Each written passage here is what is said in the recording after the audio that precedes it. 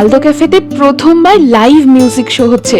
এই নিয়ে যে কি এক্সাইটেড আমরা। 14 ডিসেম্বর স্যাটারডে রাত ঠিক 8টায় শুরু হচ্ছে ক্যাফের প্রথম লাইভ মিউজিক শো। দেখা হচ্ছে তোমাদের সাথে। এবার একটা মজার ঘটনা শেয়ার করি। এই দেখো না, সেদিন দেখি আলদো ক্যাফের সামনে এমন ভিড় হঠাৎ করে। আমরা কিন্তু কিচ্ছু জানি না। বাইরে বেরিয়ে এসে দেখি ওমা এই ব্যাপার, মডেল শুট চলছে। তাই জন্য সামনে এতগুলো মডেলস, ফটোগ্রাফার, ক্যামেরা আরো যাবতীয় সাজ সরঞ্জাম।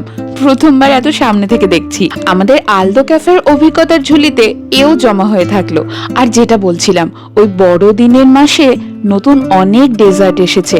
উদাহরণ হিসেবে না হয় এই টি কেকগুলোর কথাই বলি। আলদোর বেকারি সেগমেন্টের স্পেশালিটি হলো হয়তো সংখ্যায় কম, ভেরিয়েশন কম, কিন্তু যা বানানো হয় আগের দিন মাঝরাত্রে অথবা সেদিনই সকাল সকাল ফ্রেশলি বানানো হয়। সেদিন জানো, বাংলাদেশ থেকে এক দম্পতি এসে ভালোবেসে আমায় নিজে হাতে লিখে এই চিঠিটি দিয়ে গেছেন। অনেকগুলো পজিটিভ এনার্জি বয়ে আনা এই 5 বন্ধু সেই দক্ষিণ কলকাতা থেকে আমার সাথে দেখা করতে এসেছে।